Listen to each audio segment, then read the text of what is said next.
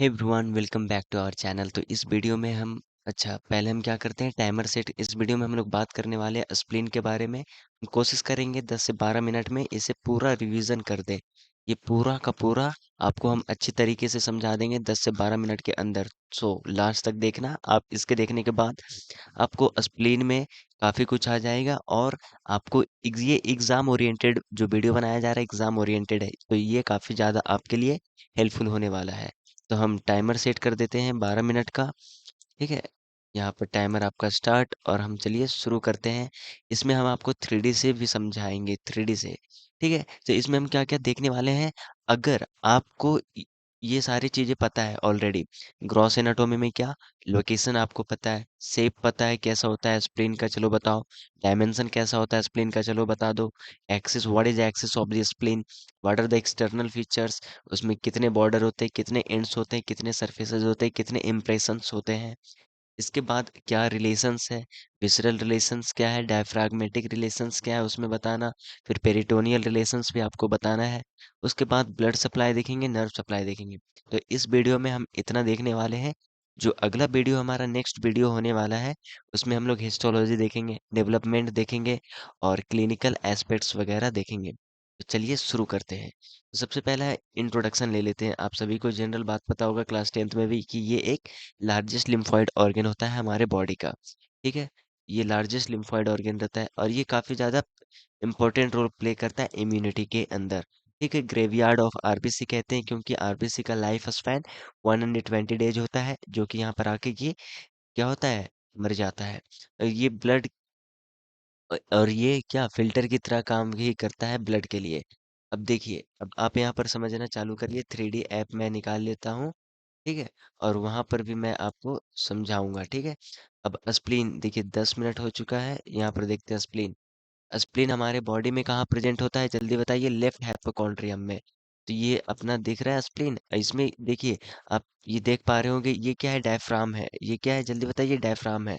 यहाँ पर से देखिए काटा हुआ है, ये डायफ्राम को हमने काट दिया है ताकि आपको स्प्लीन दिख पाए। स्प्लीन क्या है, ये डार्क पर्पलिश कलर का होता है, ये इस तरीके का होता है। तो इस वीडियो में हम लोग शुरू से देखेंगे। पहले क्या देखने वाले हैं, लोकेशन, शेप, कलर, डायमेंशन, ये सारी चीजें हम लोग देखने वाले हैं। ठीक है, यहाँ तक।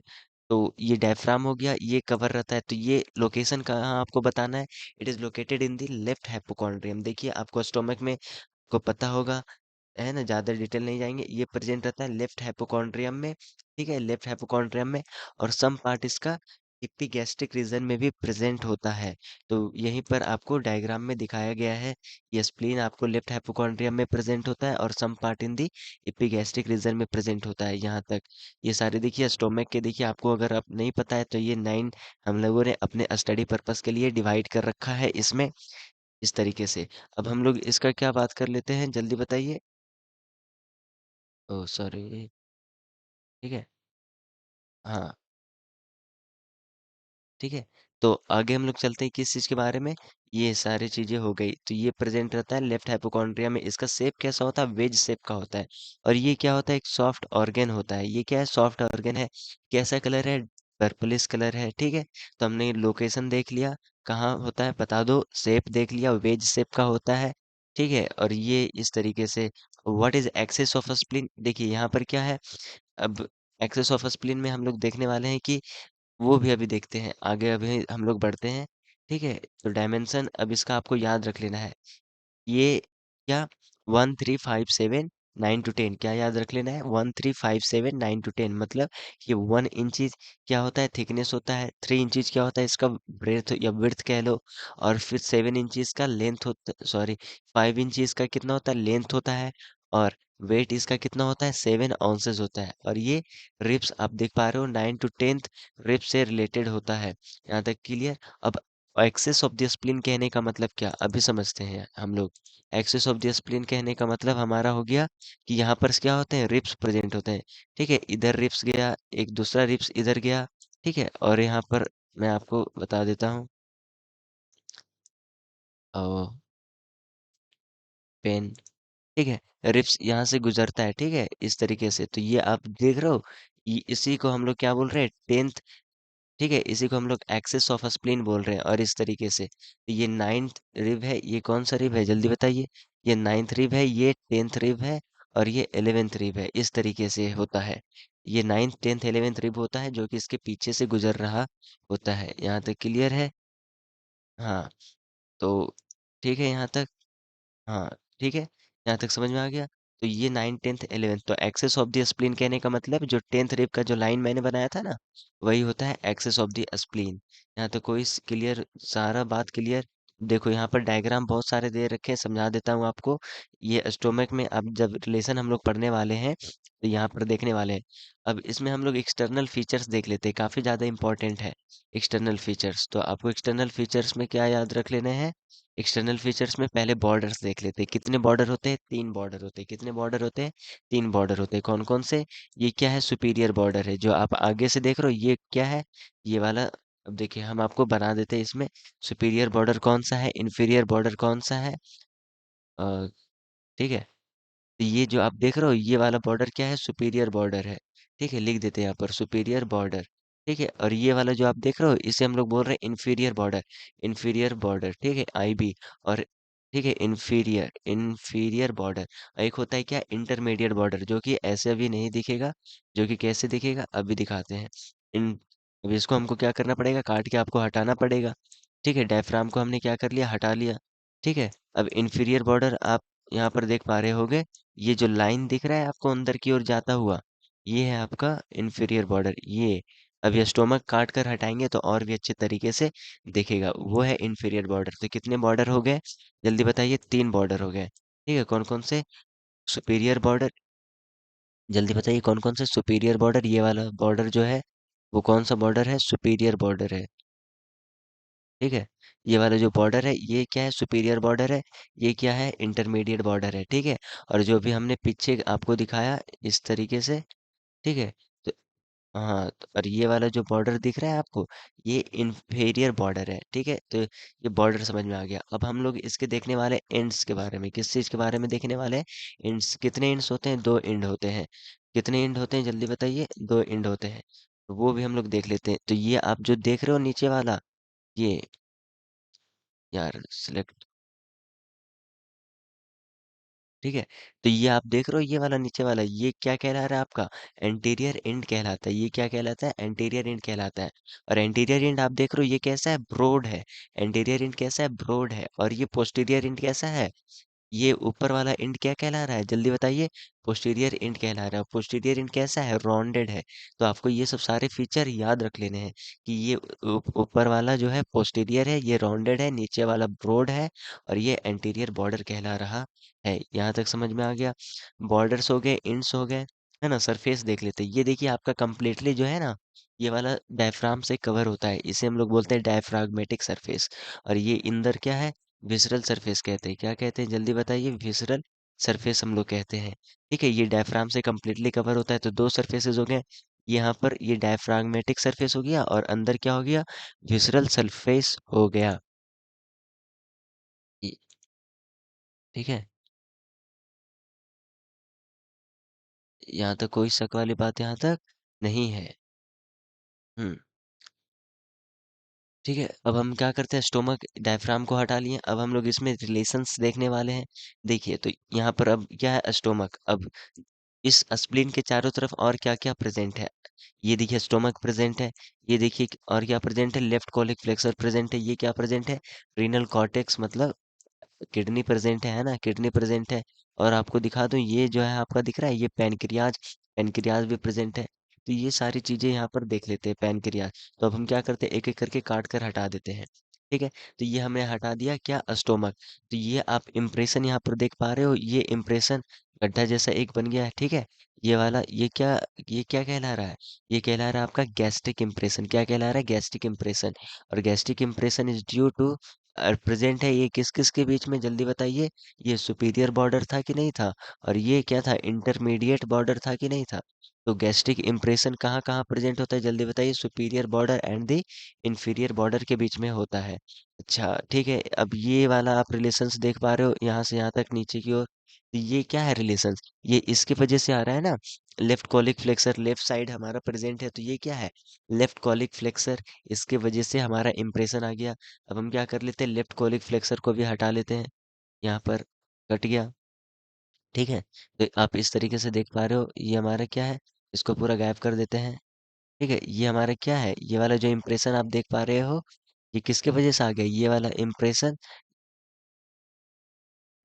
ये वाला जो इम्प्रेशन आ गया है, वो किसकी वजह से आया है, लेफ्ट कोलिक फ्लेक्सर, जिसे हम लोग splenic flexor way of clone भी कहते हैं, लेफ्ट स्प्लेनिक फ्लेक्सर कहते हैं, क्या कहते हैं, लेफ्ट स्प्लेनिक फ्लेक्सर कह रहे हैं।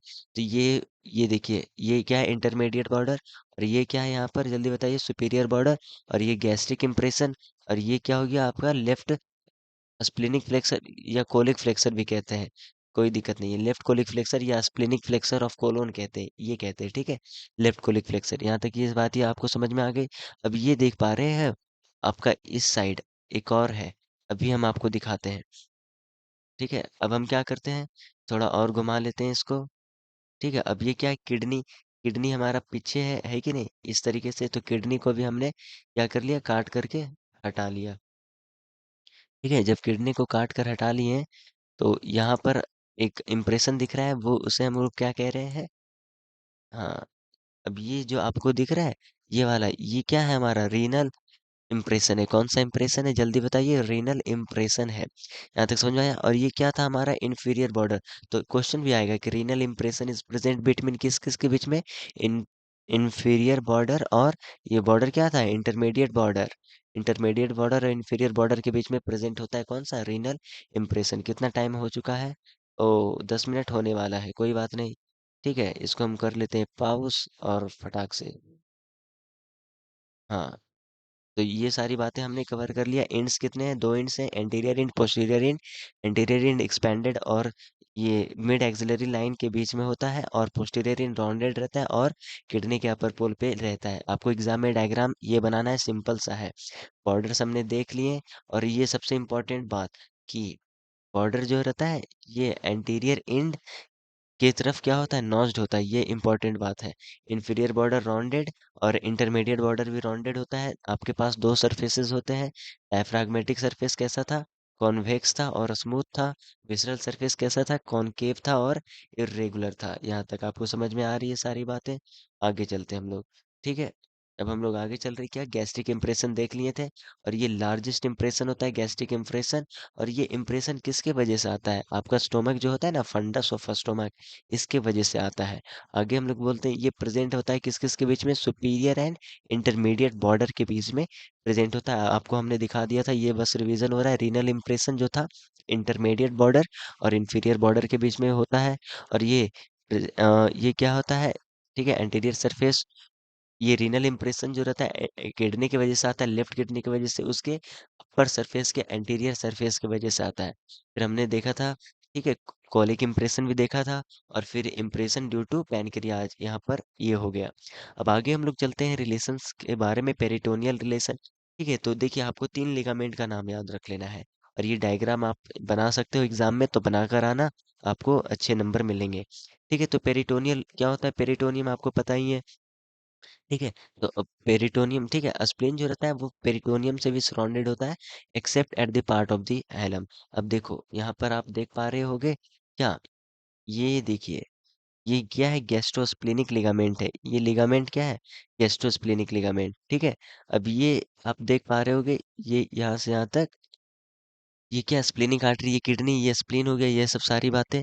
ठीक है, तो पेरिटोनियल रिलेशन में आपको 3 लिगामेंट याद रख लेना है। एक तो क्या, गैस्ट्रोस्प्लेनिक लिगामेंट, मतलब ये स्प्लीन को किससे कनेक्ट करने वाला है, ठीक है, स्टोमक से, तो जिसे हम लोग बोल रहे हैं, ठीक है, गैस्ट्रोस्प्लेनिक लिगामेंट। ठीक है, ये इन दोनों के बीच में रिलेशन हो गया। लीनो रीनल लिगामेंट, स्प्लीन के लिए वर्ड हुआ लाइनो, और ये किडनी क्या हो गया, रीनल। तो क्या बोल रहे हैं हम लोग, लीनो रीनल लिगामेंट बोल रहे हैं। अब आगे चलते हैं, फ्रेनिकोकॉलिक लिगामेंट, ये बस सपोर्ट प्रोवाइड करता है। नाम क्या है, डायफ्राम। इसका मतलब क्या है, डायफ्राम हो गया।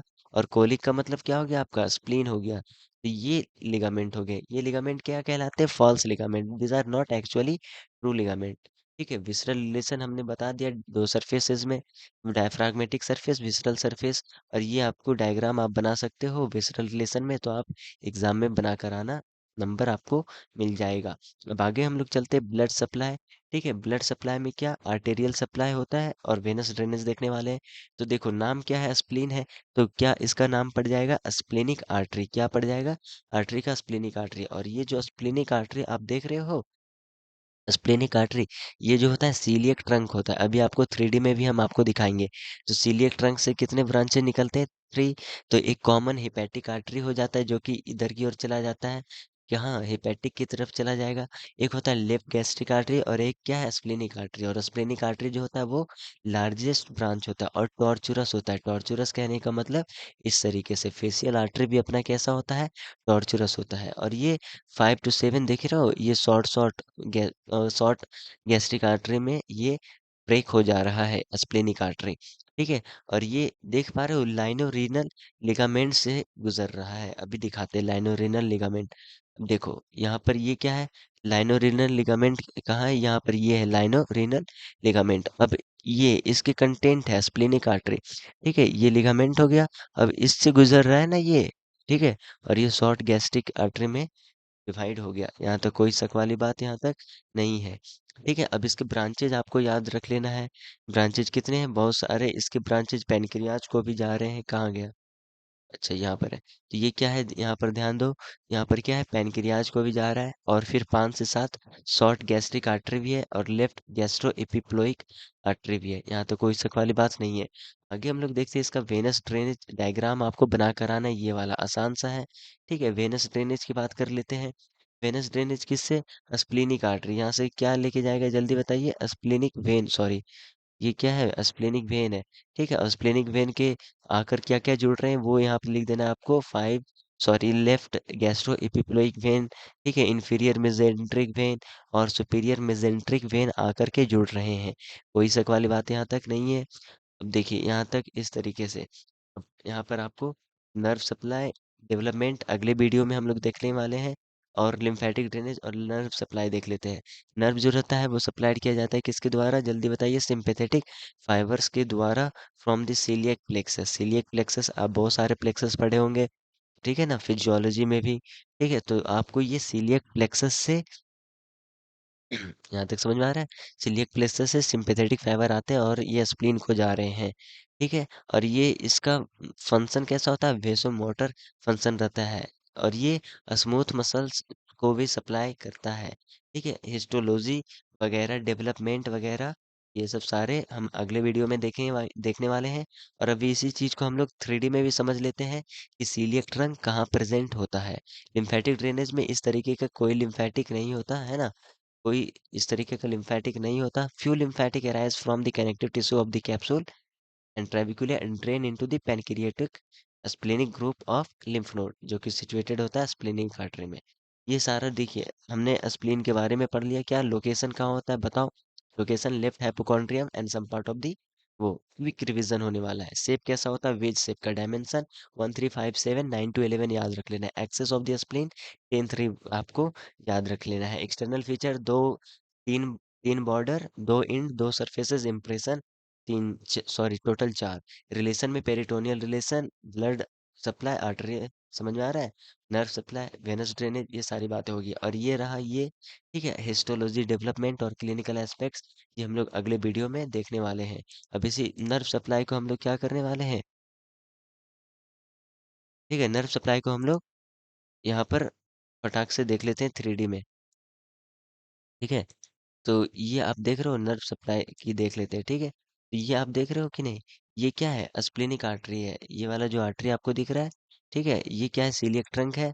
सीलियक ट्रंक जस्ट स्टोमक के पीछे होता है, आपको दिख रहा होगा, स्टोमक हमने यहाँ से काट कर हटाया। ठीक है, स्टोमक के पीछे होता है। ठीक है, ऊपर से देख लो ये स्प्लेनिक आर्टरी है, ये क्या है लेफ्ट गैस्ट्रिक आर्टरी है। और ये सीलियक ट्रंक हो, सॉरी कॉमन हेपेटिक आर्टरी हो गया, ये स्प्लेनिक आर्टरी हो गया। स्प्लेनिक आर्टरी बहुत सारे शॉर्ट गैस्ट्रिक आर्टरी में देखो डिवाइड हो रहा था। ठीक है, वेनस ड्रेनेज भी हम लोग देख लेते हैं, ये क्या है स्प्लेनिक वेन है। स्प्लेनिक वेन में हमने देखा था बहुत सारे आके जुड़ रहे थे। ठीक है, inferior mesenteric superior mesenteric when आके मिल रहे थे, तो यहाँ से ये ड्रेन कर रहा था। नर्व सप्लाई यहाँ पर दिखाएंगे तो थोड़ा कॉम्प्लेक्स हो जाएगा। ठीक है, यहाँ तक हो गया नर्व सप्लाई, ये सारी बातें, ये टेल ऑफ द पैनक्रियाज, तो यही सारा चीज आपको बताना था। ये करते हैं कंप्लीट, मिलेंगे अगले वीडियो में। Thanks for watching this video. अगर आपको ये वीडियो पसंद आ रहा है, नोट्स आपको कहाँ मिल जाएगा, मेरे टेलीग्राम चैनल पे डाल देंगे, है ना? तो आप वहाँ से जाकर डाउनलोड कर सकते हो। और इसी तरीके से फिजियोलॉजी के भी, बायोकेमिस्ट्री के भी, सभी के लेक्चर्स बहुत ही जल्दी मैं डालने वाला हूँ। ठीक है, तब तक के लिए आप मेरे चैनल को सब्सक्राइब कर दो, लाइक कर दो। लाइक करोगे तो ये दूसरे लोगों को भी रिकमेंड करेगा। मिलते हैं अगले वीडियो में। Thanks for watching this video.